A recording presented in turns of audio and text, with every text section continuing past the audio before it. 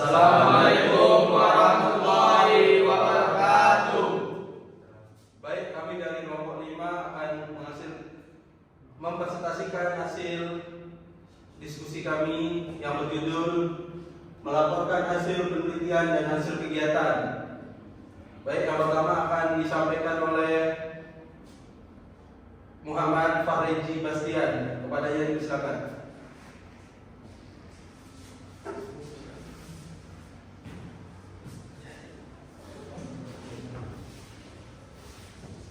Yang pertama, jenis penelitian. Penelitian dasar untuk menghasilkan pengetahuan dan teknologi baru atau mengumpulkan pengetahuan dan pengetahuan. 2. Penelitian terapan atau penelitian terapan untuk menentukan prioritas masalah dan merancang serta mengevaluasi kebijakan dan program, menemukan solusi untuk masalah mendesak yang dihadapi masyarakat atau organisasi industri atau bisnis. 3. Penelitian penjelajahan, memperoleh pemahaman yang lebih baik mengenai permasalahan agar dapat merumuskan pertanyaan penelitian dan hipotesis secara lebih tajam. 4. Penelitian terstruktur yang dilakukan berdasarkan pola yang ditentukan. 5. Penelitian kualitatif atau qualitative research meliputi survei utama metode ini adalah peneliti tidak memiliki kendali atas variabel. Dia hanya bisa melaporkan apa yang telah terjadi atau apa yang sedang terjadi. Terakhir, penelitian kuantitatif, suatu proses penelitian yang formal, objektif, dan sistematis dengan menggunakan data numerik. Proposal penelitian rencana kerja yang terdiri dari semua unsur-unsur pokok dalam proses penelitian dan juga informasi secukupnya bagi pembaca atau reviewer. Untuk mengevaluasi penelitian yang diajukan, proposal yang bagus menentukan sukses dan jelasnya tahapan penelitian. Tujuan proposal penelitian merupakan sebuah perangkat perencanaan yang memperlihatkan bahwa seseorang memiliki kegiatan penelitian, berfungsi untuk meyakinkan orang lain seperti penelitian lembaga, penyandang dana, lembaga pendidikan, dan pembimbing bahwa penelitian yang diusulkan layak didukung. Memperlihatkan kepakaran dan kompetisi peneliti dalam suatu bidang studi tertentu. Dan yang terakhir merupakan kontrak di antara berbagai pribadi dan kelompok orang yang terlibat di dalamnya.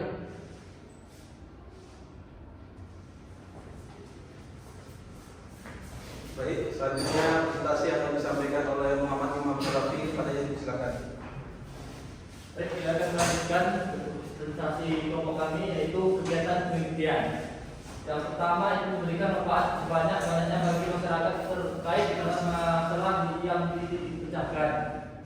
Yang kedua bisa dipatenkan, ketiga bisa dipublikasikan, dan yang keempat itu perencanaan kerja proposal penelitian.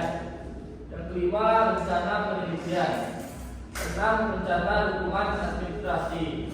Dan ketujuh anggaran pribadi, perlengkapan material. Yang 8 sumber daya dan lingkungan. Personik kualifikasi, komitmen waktu, deskripsi kerjaan konsultan. Proposal penelitian terdiri dari sebuah judul, yaitu B abstrak, C pernyataan masalah penelitian. Itu pertama rasional dan justifikasi penelitian. 2. Signifikasi penelitian. D. Pernyataan tujuan penelitian. 1. Tujuan atau sasaran khusus. 2. Hipotesis penelitian atau pernyataan penuntun. E. Latar belakang penelitian. 1. Topik kajian literatur yang terkait dengan A. Teori dan alasan pendukung. B. Studi terkait. C. Metode.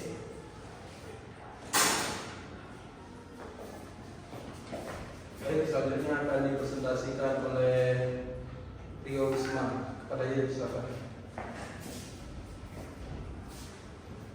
Baik, saya akan melanjutkan presentasi dari Raffi. 2. Pekerjaan sebelumnya oleh dunia didik yang mendukung proyek. Metode. 1. Subjek. Karakteristik metode pengambilan sampel rencana rekrutmen. 2. Bahan. Instrumentasi rencana untuk menetapkan reliabilitas dengan validitas. 3. Prosedur. A. Desain studi. B. Rincian pemberian tes dan pengobatan. C. Metode pengumpulan data. D. Jadwal dan bagan organisasi. 4.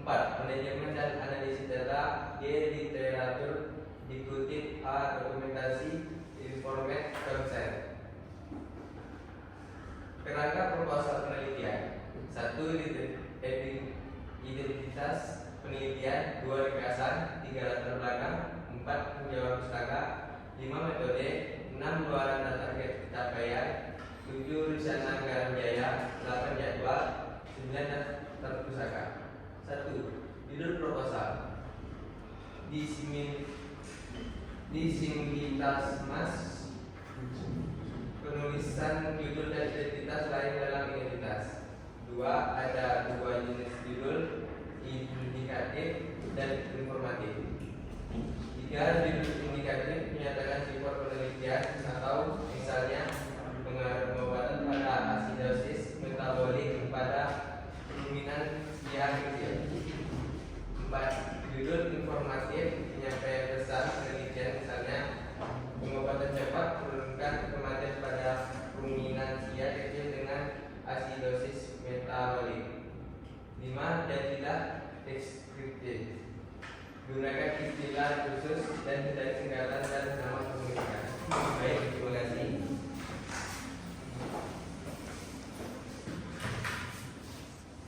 Baik, selanjutnya presentasi akan dibacakan oleh Renda Diagosagi. Kepada dia, silakan. Baik, lanjutkan dari Wisma. 2. Abstrak atau ringkasan penelitian. Pertama, terbatas pada 1 halaman. Kedua, menyoroti tujuan dan pentingnya proyek yang diusulkan. 3. Deskripsi singkat tentang metode ini. Metode meliputi mata pelajaran, prosedur, dan metode untuk analisis data. Durasi penelitian. 4. Pesan positif. Sampaikan secara spesifik apa yang dikerjakan dan mengapa kajian itu penting. Ringkasan penelitian tidak lebih dari 500 kata yang berisi latar belakang penelitian, tujuan dan tahapan metode penelitian. Luaran yang ditargetkan. Dalam ringkasan juga dituliskan maksimal 5 kata kunci. 3. Latar belakang.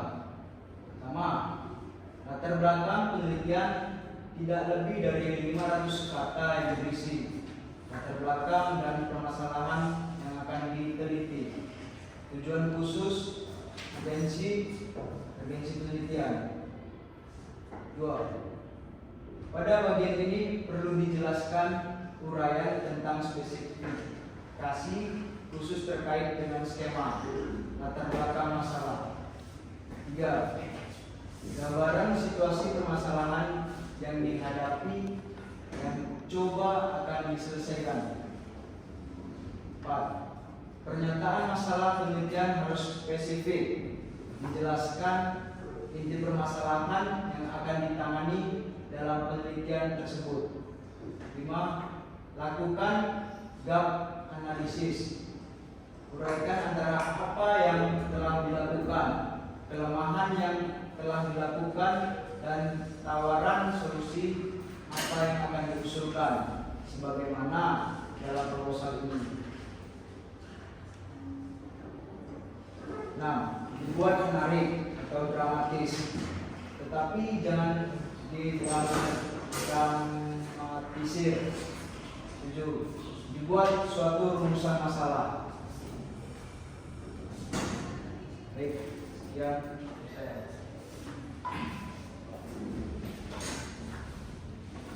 Baik, selanjutnya akan dibacakan oleh Dewi Afwan, kepadanya dipersilakan.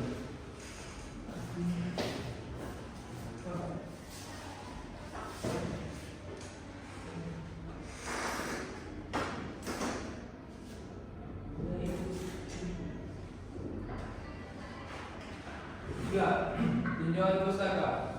Tinjauan pustaka tidak lebih dari 100 kata dengan mengutamakan study of thing art dan peta jalan dalam kurung roadmap dalam bidang yang diteliti. 2. Roadmap dibuat secara spesifik dan dilengkapi dengan target yang ingin dicapai. 3. Sumber pustaka, referensi primer yang direlevan dan dengan mengutamakan hasil penelitian pada jurnal ilmiah dan atau paten yang terkini. 4. Disarankan penggunaan sumber pustaka 10 tahun terakhir. 4. Metode penelitian. Metode atau cara untuk mencapai tujuan yang telah ditetapkan. 2. Bagaimana bagian ini sebaiknya dilengkapi dengan diagram alir penelitian yang menggambarkan apa yang sudah dilaksanakan dan yang akan dikerjakan selama waktu yang diusulkan. 3. Bahkan penelitian harus dibuat secara utuh dengan penahapan yang jelas. 5. Luaran dan target capaian. 1.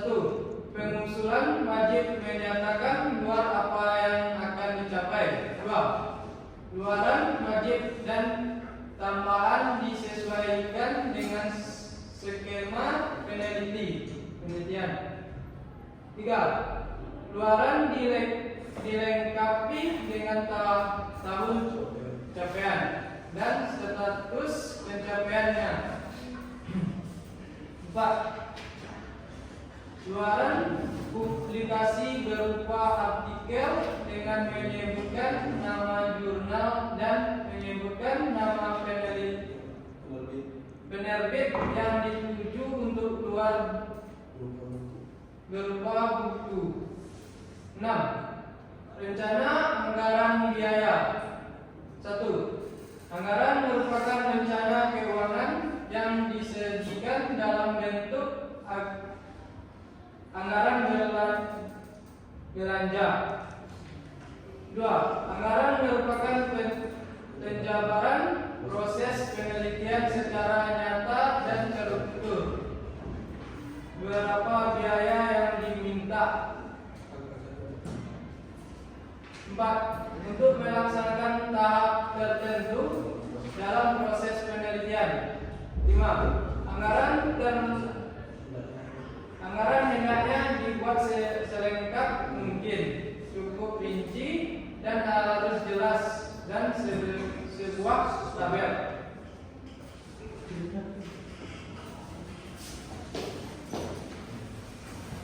Baik, selanjutnya akan dibacakan oleh Elvis Punjol, kepadanya disilakan. Baiklah, saya akan melanjutkan dari Dewi Afwan tadi mengenai data pustaka. Data pustaka disusun dan ditulis berdasarkan sistem nomor sesuai dengan urutan pengutipan. Hanya pustaka yang disitasi pada usulan penelitian yang dicantumkan dalam daftar pustaka. Sangat disarankan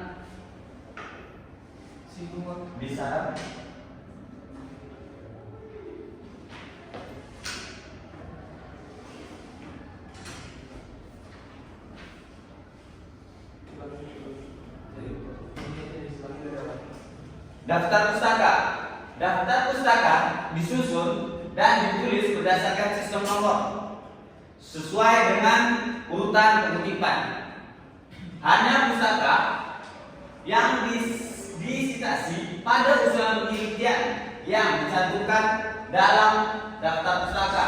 Sangat disarankan untuk menggunakan perangkat lunak seperti EndNote, Distro, dan Mendeley. Jika secara manual, perhatikan prosedur, misal nama jurnal disingkat atau penuh. Kalau disingkat, bagaimana cara menyingkatnya?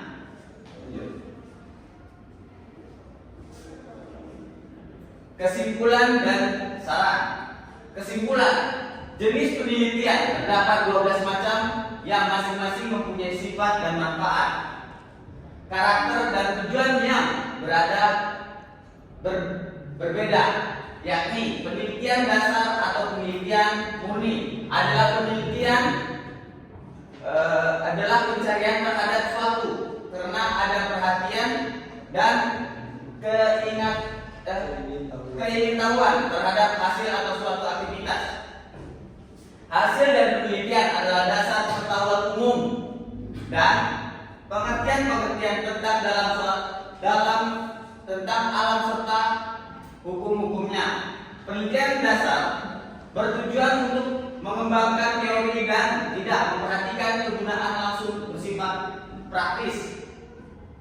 Penelitian terapan adalah penyelidikan yang hati-hati, sistematik dan terus-menerus terhadap suatu masalah dengan tujuan dapat dimanfaatkan untuk kepentingan manusia, baik secara individual maupun secara kelompok.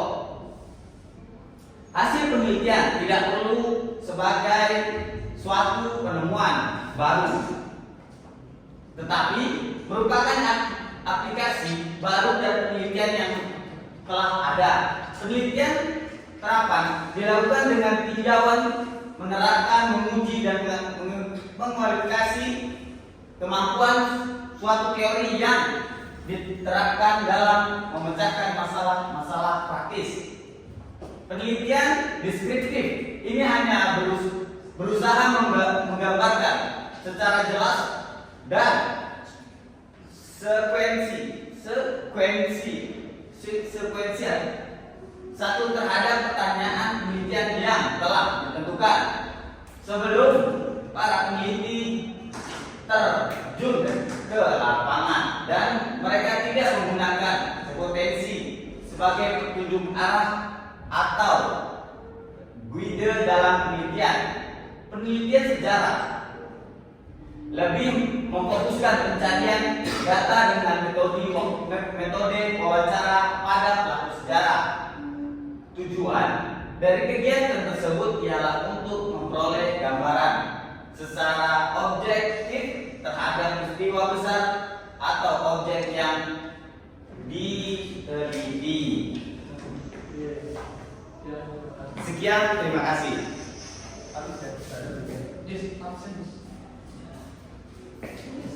Baik, selanjutnya akan saya bacakan tentang saran.